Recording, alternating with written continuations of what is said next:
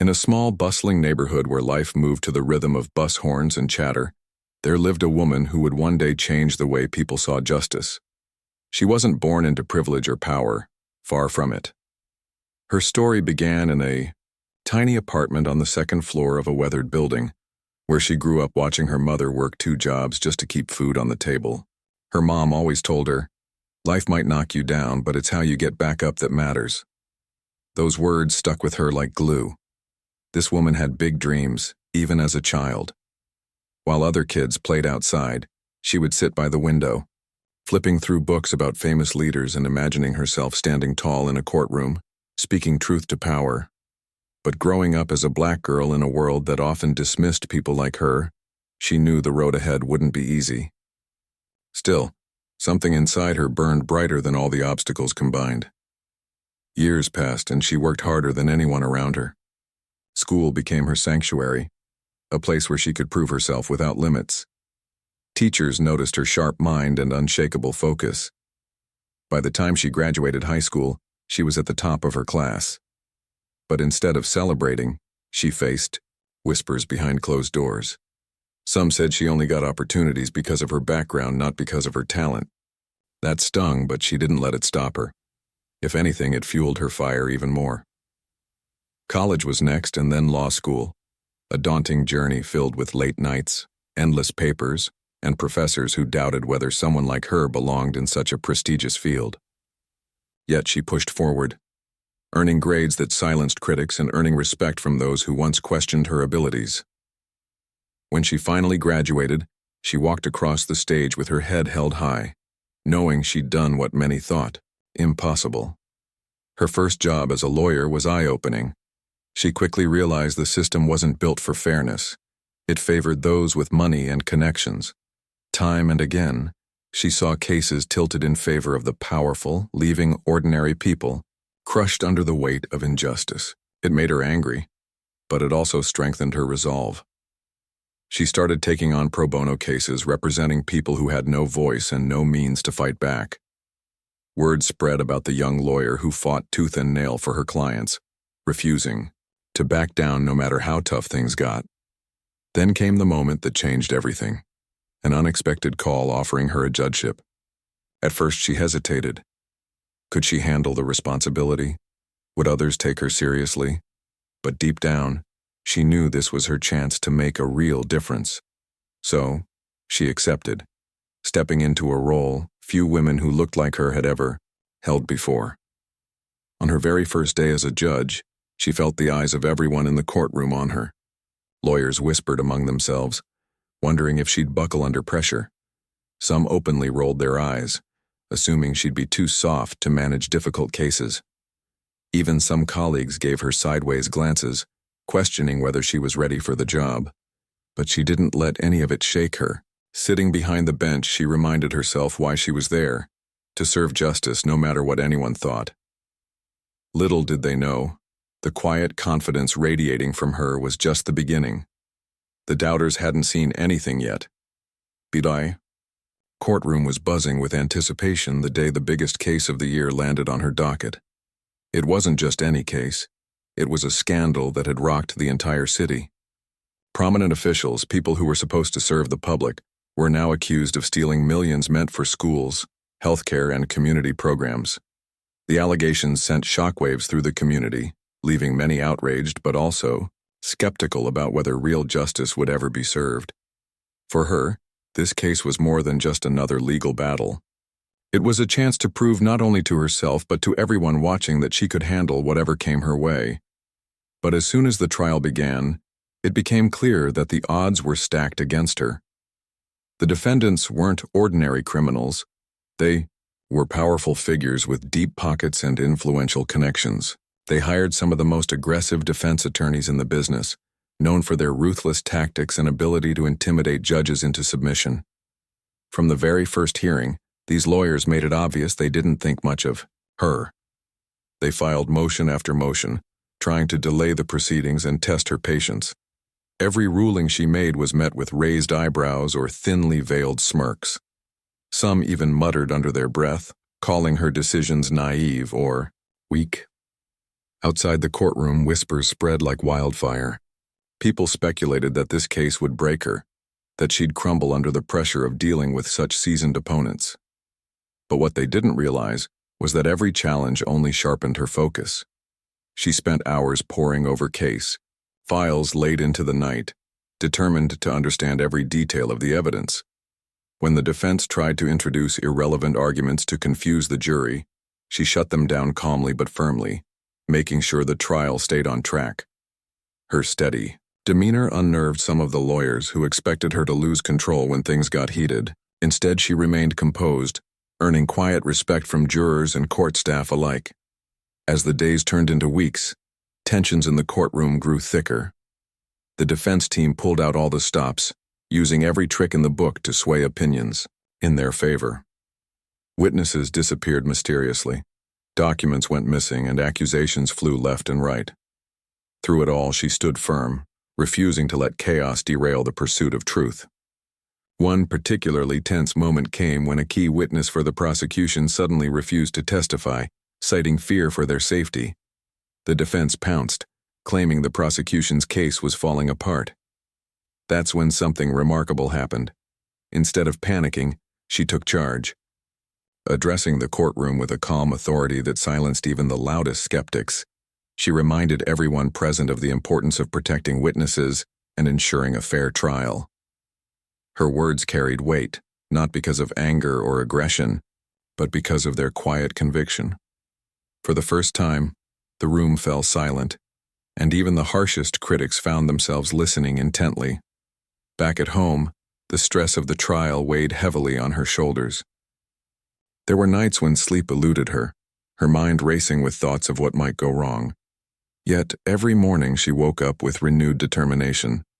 She thought about the people counting on her, the families who had been betrayed by corrupt officials, the children whose futures depended on those stolen funds.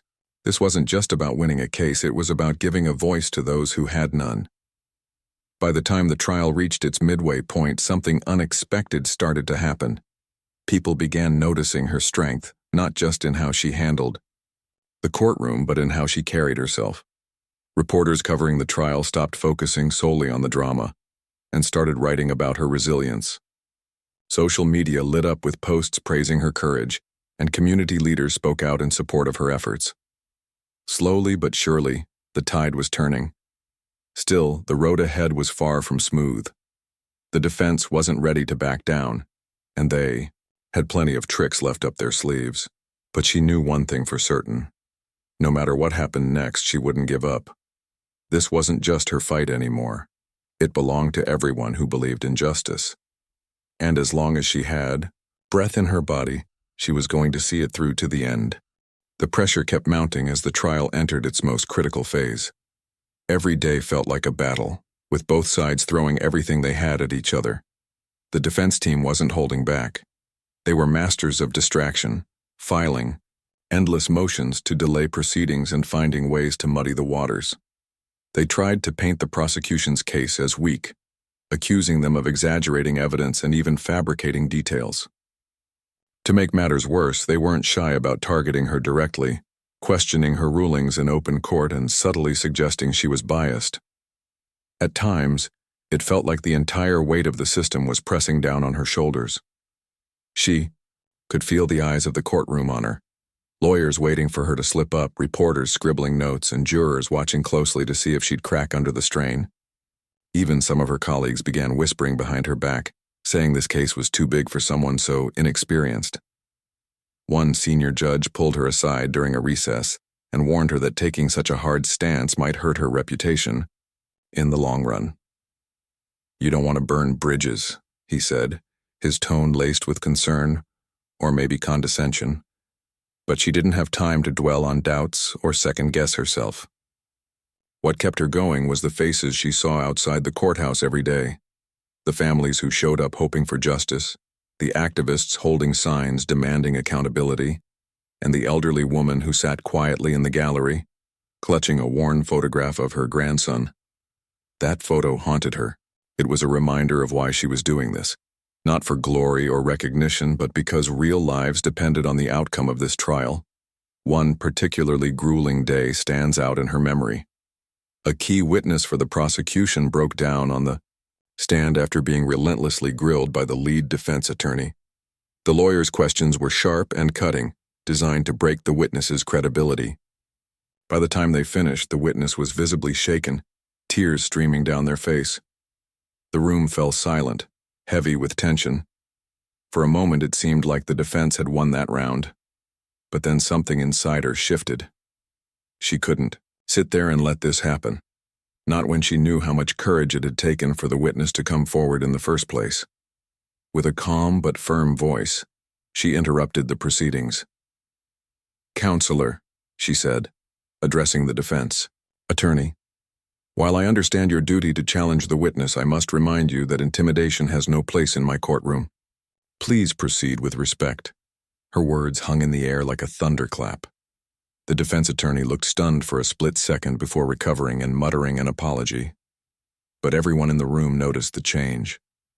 Jurors exchanged glances, and even the prosecutor shot her a look of quiet gratitude. That moment marked a turning point, not just in the trial but in how people saw her. No longer was she the timid newcomer. Now she was the steady hand guiding the ship through stormy waters. Still, the challenges didn't stop coming. Late one night, after another exhausting day in court, she sat alone in her chambers, staring at stacks of documents scattered across her desk. Her head throbbed from hours of intense focus, and her stomach growled, reminding her she hadn't eaten since breakfast. She leaned back in her chair, closing her eyes for a brief moment, letting the silence wrap around her. In that quiet, she allowed herself to think about all the barriers she'd faced, not just in this trial but throughout her life. She thought about the teachers who told her she'd never amount to anything, the bosses who overlooked her for promotions, and the strangers who judged her based on stereotypes rather than her abilities. Each setback had stung, but none of them had broken her. Instead, they had shaped her into the person sitting here now, a fighter who refused to back down, no matter how tough things got. Just as she was about to pack up for the night, her phone buzzed. It was a text from her mother. "I know you're tired, but remember why you started. You've got this." Those simple words brought tears to her eyes.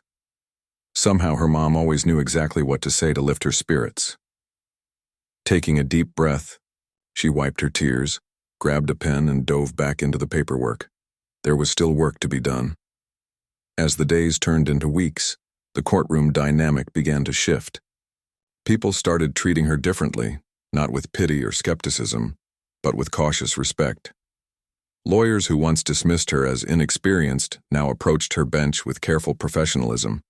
Reporters covering the trial stopped framing her as an underdog and instead highlighted her poise and determination. Even the jurors, who had initially seemed unsure of her authority, began nodding along with her rulings, trusting her judgment more and more.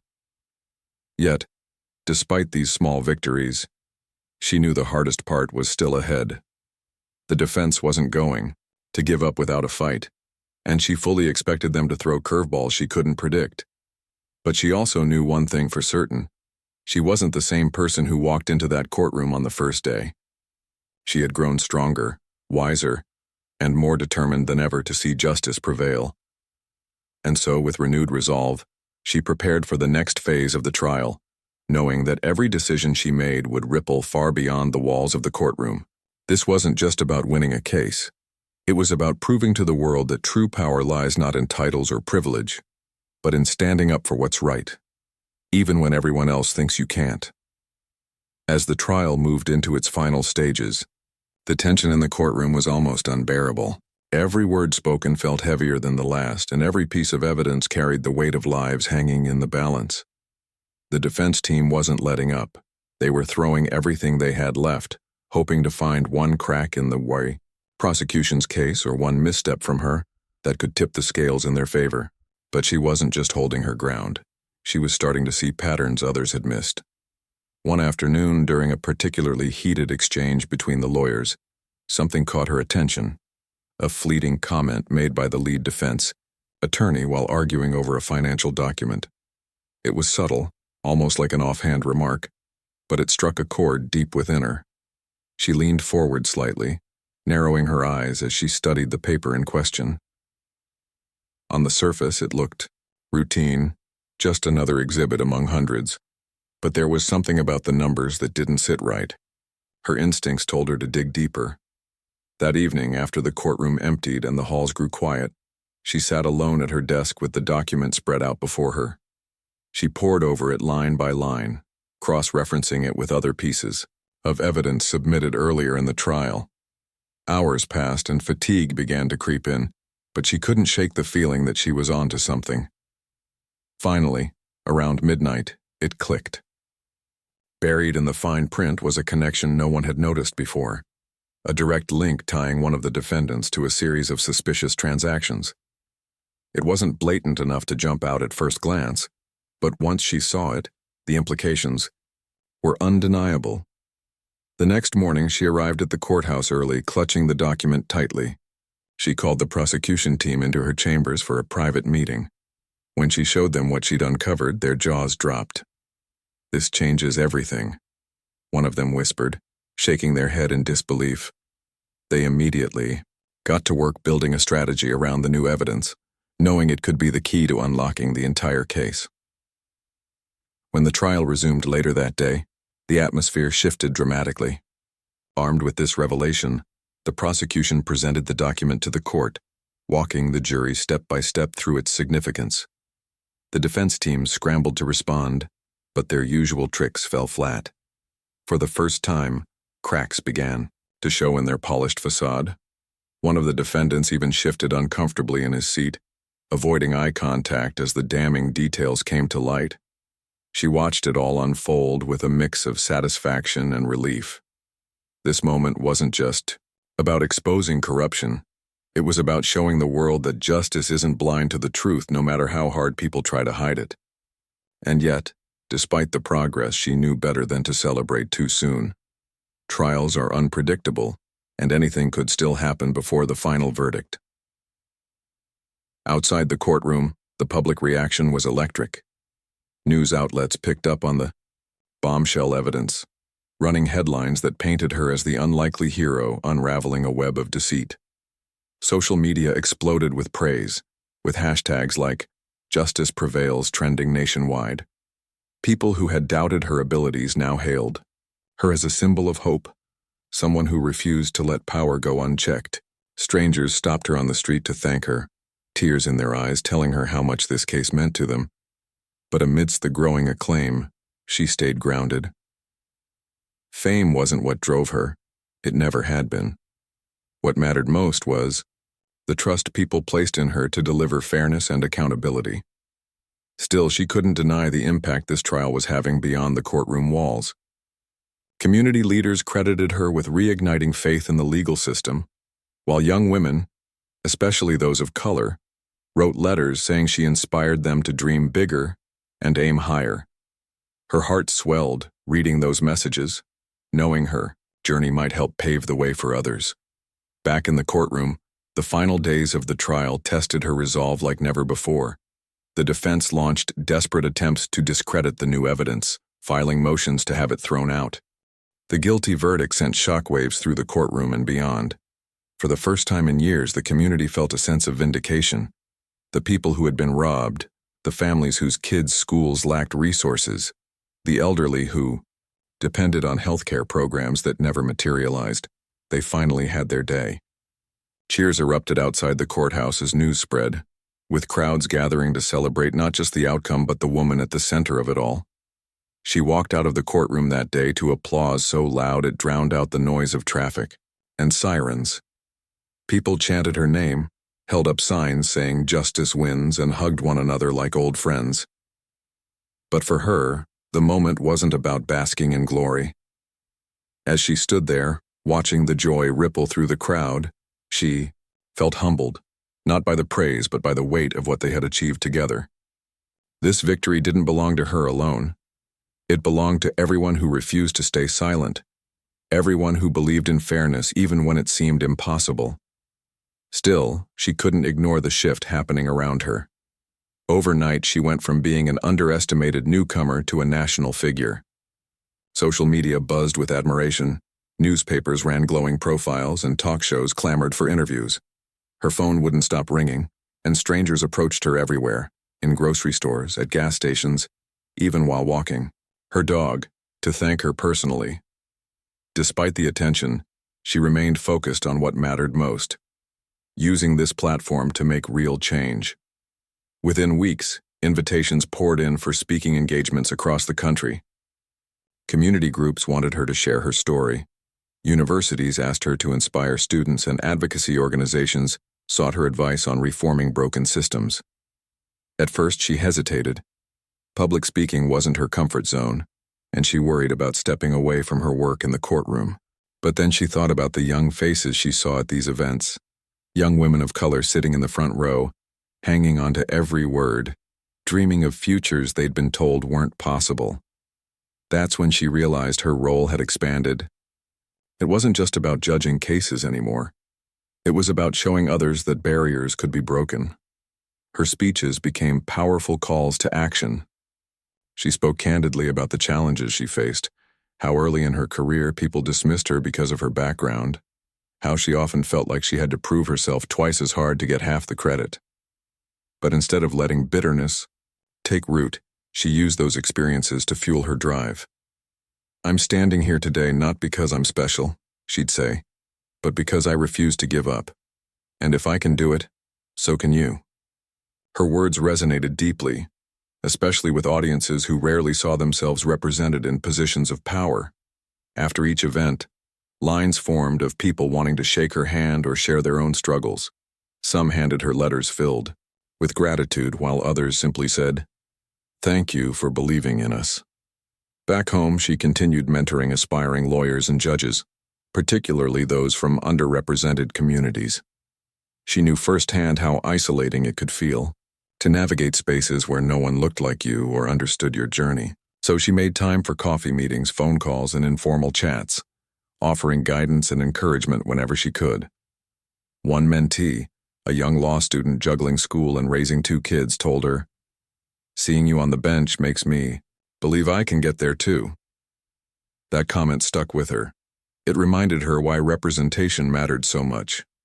Every seat at the table opened doors for someone else. Her influence also extended into policy discussions. Lawmakers began consulting her on judicial reforms, recognizing her unique perspective as both a trailblazer and a seasoned judge.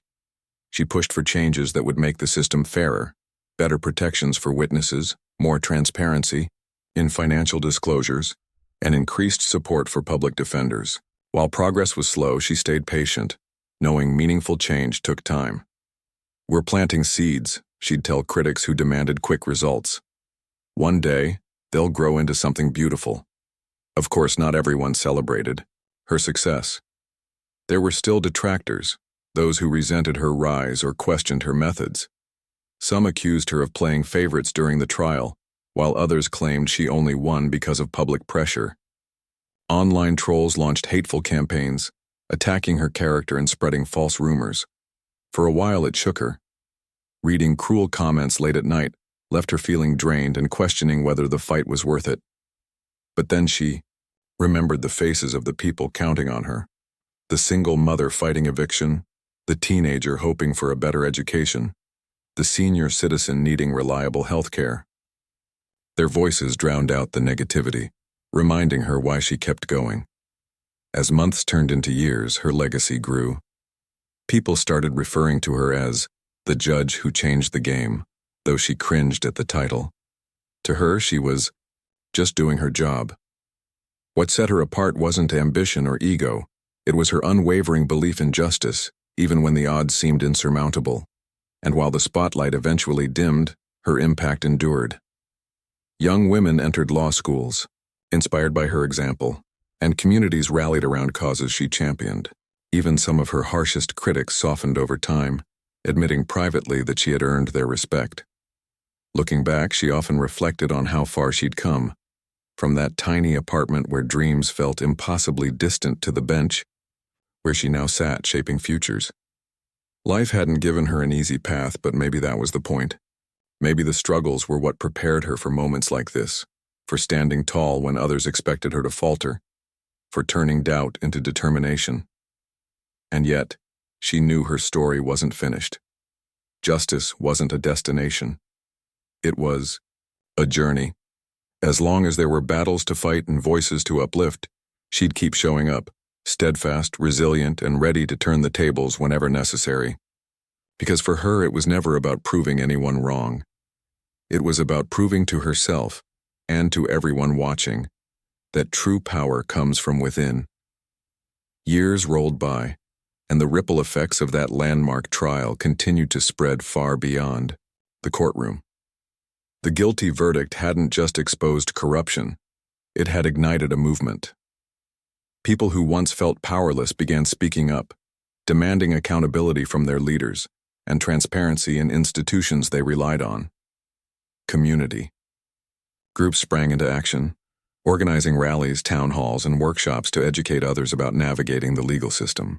For many, the case became a symbol of hope, a reminder that even when the odds seemed impossible, justice could still prevail. She stayed at the heart of it all, not because she sought attention, but because she couldn't step away. Every day brought new opportunities to make an impact, whether through her rulings, advocacy work, or simply being present for those who needed guidance. Her calendar filled up quickly with commitments, panel discussions, mentoring sessions, policy meetings, but she made sure to carve out time for what mattered most: listening. Whether it was a struggling single parent seeking advice or a young activist unsure of their next steps, she always found room for them. "You're never too busy to hear someone's story," she often said. And she meant it. One particularly memorable moment came during a community forum held in a packed high school auditorium. Hundreds of people showed up, eager to share their concerns and ideas for creating change. When it was her turn to speak, she didn't deliver a rehearsed speech or rattle off statistics. Instead, she opened the floor for questions, letting the audience guide the conversation. One older man stood up, his hands trembling as he gripped the microphone.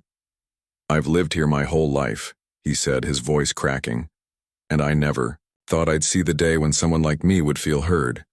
Thank you for showing us we matter." The room erupted in applause, and she had to blink back tears before responding. "It's not me doing this," she replied softly. "It's all of you standing together. That's where real power comes from." Her humility struck a chord with everyone around her. Despite becoming a household name, she remained grounded, refusing to let fame go to her head. She still drove the same modest car, shopped at local markets, and spent weekends volunteering at shelters. Friends joked that she hadn't changed a bit since law school, but deep down, they knew better. Her confidence had grown, her vision had sharpened, and her ability to inspire others had reached heights none of them could have imagined. Yet, she carried herself the same way she always had, with quiet strength and genuine kindness. Behind the scenes, though, the weight of her responsibilities sometimes wore her down. Late nights were inevitable, especially when juggling multiple projects or preparing for high-profile cases. There were days when exhaustion crept in, making it hard to focus, but she pushed through, drawing energy from the people who depended on her.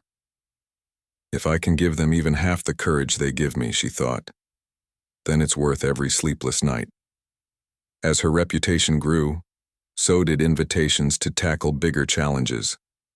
Lawmakers approached her about serving on commissions tasked with overhauling outdated policies. Advocacy groups asked her to lead campaigns aimed at increasing diversity within the judiciary. Universities offered honorary degrees and endowed chairs in her name. While flattered, she carefully weighed each opportunity, ensuring it aligned with her mission of empowering others. "I don't want to be a F." As the years rolled on, she found herself reflecting more often on where it all began. The tiny apartment with peeling wallpaper, the late-night study sessions lit by a single desk lamp, the early mornings spent ironing her only suit before heading to internships. Those memories felt like another lifetime now. Yet they shaped everything she stood for today. She never forgot how hard it was to climb when the ladder seemed rigged against her. And because of that, she made it her mission to ensure others wouldn't have to face those same struggles alone. Her days were still packed, but now they carried a different kind of weight. It wasn't just about presiding over cases anymore. It was about planting seeds for the future. Every ruling she made, every speech she gave, every young person she mentored became part of something bigger than herself. She thought about the ripple effect constantly. If she could inspire one person to dream bigger, to believe in their potential despite the odds, then maybe that person would go on to inspire 10 more. And those 10? They might inspire hundreds. That's how change happened, not through grand gestures but through small acts of courage multiplied over time. One of her proudest achievements came when she helped launch a mentorship program aimed at supporting underrepresented students pursuing careers in law. At first, it was just an idea scribbled on a notepad during a restless night. But soon it grew into something real, a network connecting seasoned professionals with eager learners hungry for guidance. She poured her heart into it, hosting workshops, organizing mock trials, and even inviting participants to shadow her in court. Watching these young people grow confident in their abilities filled her with a joy words couldn't capture. One evening, after a particularly lively session, a shy teenager approached her hesitantly. "I didn't think I belonged here," the girl admitted, clutching a notebook tightly. "But seeing you, it makes me feel like maybe I do." Those words stayed with her long after the event ended. Of course, not every battle was won. There were moments when progress felt agonizingly slow, like trying to move mountains with bare hands. Policies she fought tirelessly to implement sometimes stalled due to red tape or political pushback. Critics continued to question her methods, accusing her of being too ambitious or stepping outside the lines of traditional judicial roles. Online, trolls occasionally resurfaced, spewing hate-filled comments designed to shake her resolve. On tough days, she allowed herself a moment of frustration, a quiet sigh, a glance out the window, but she never let it linger. Her mother's voice echoed in her mind. "Life knocks you down, but it's how you get back up that matters." And so, she kept getting back up.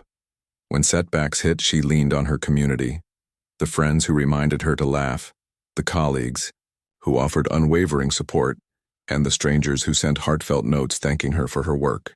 Their encouragement fueled her, reminding her why she started this journey in the first place.